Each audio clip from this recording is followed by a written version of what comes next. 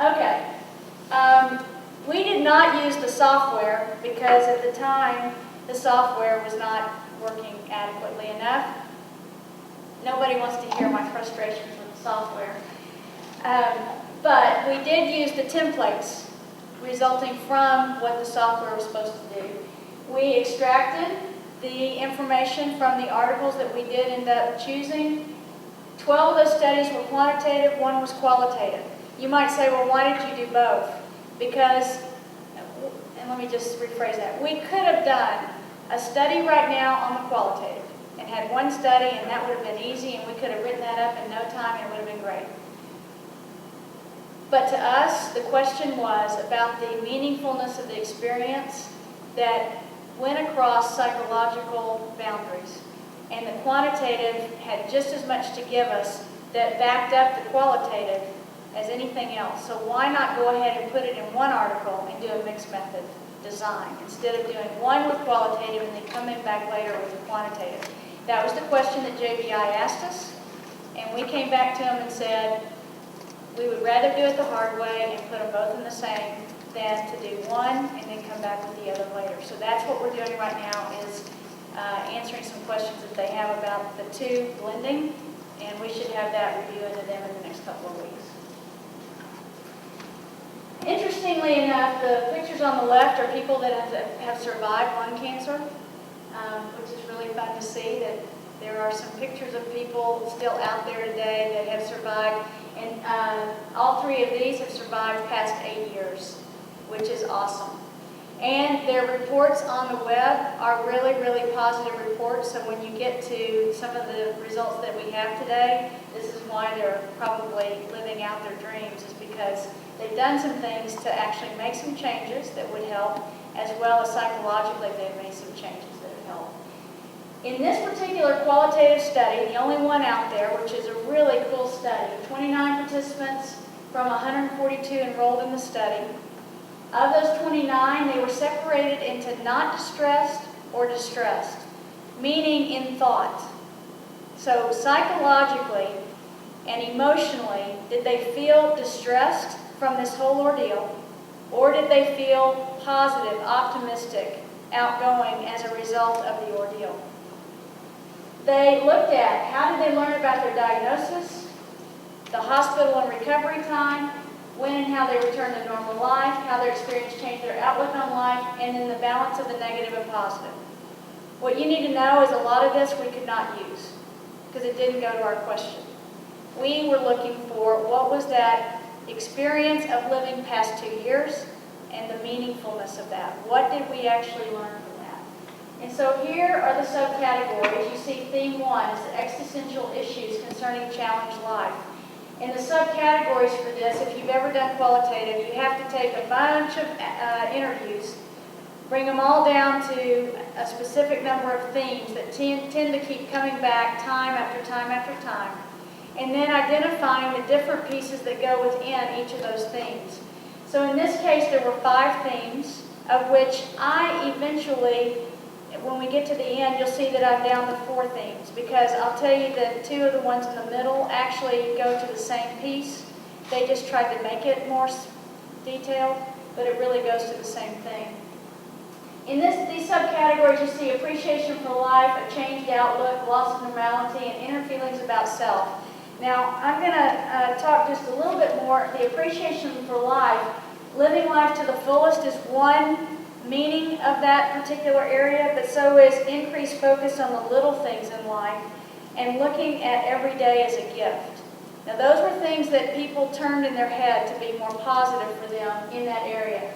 The changed outlook, just enjoying life, also had to do with living life to its fullest, being more positive, and on a not side, saying not worrying so much about the little things and being more satisfied. So you see it keeps coming back as a picture there.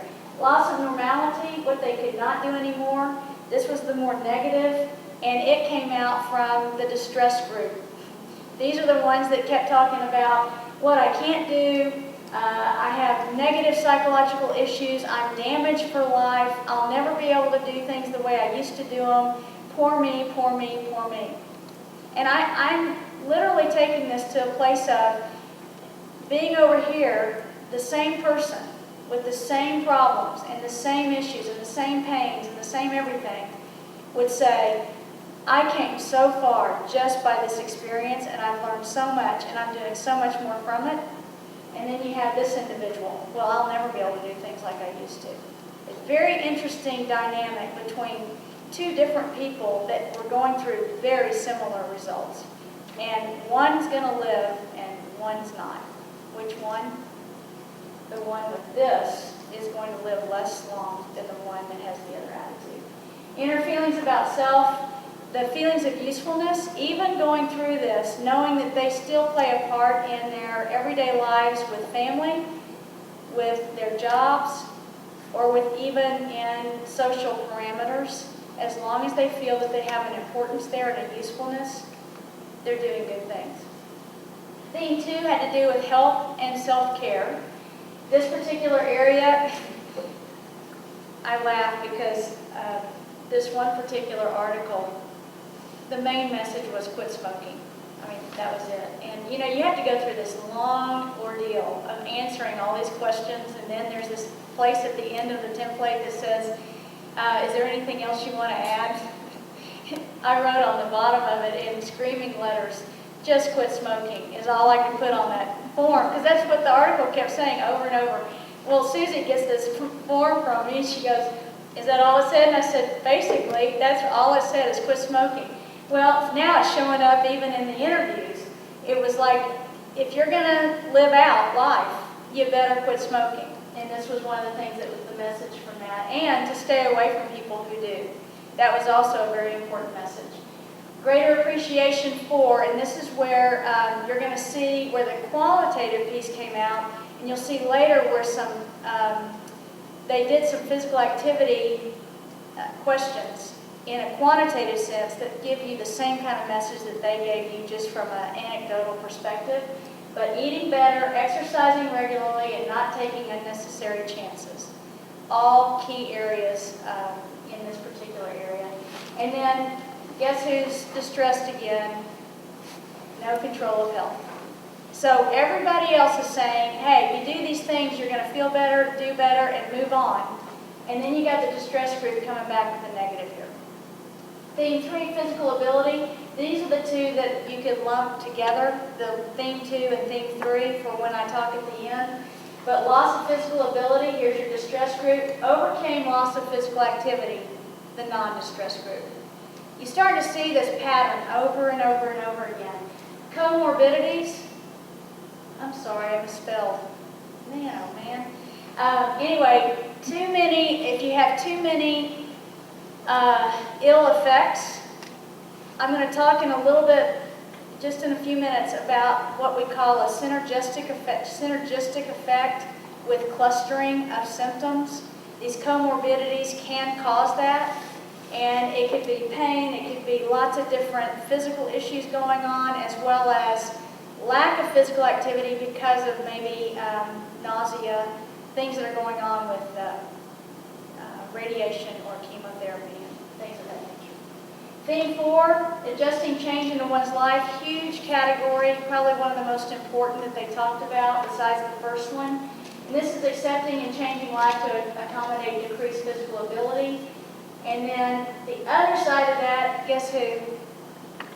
Distress group, gloom and doom for life after illness. All they could talk about was how bad life was.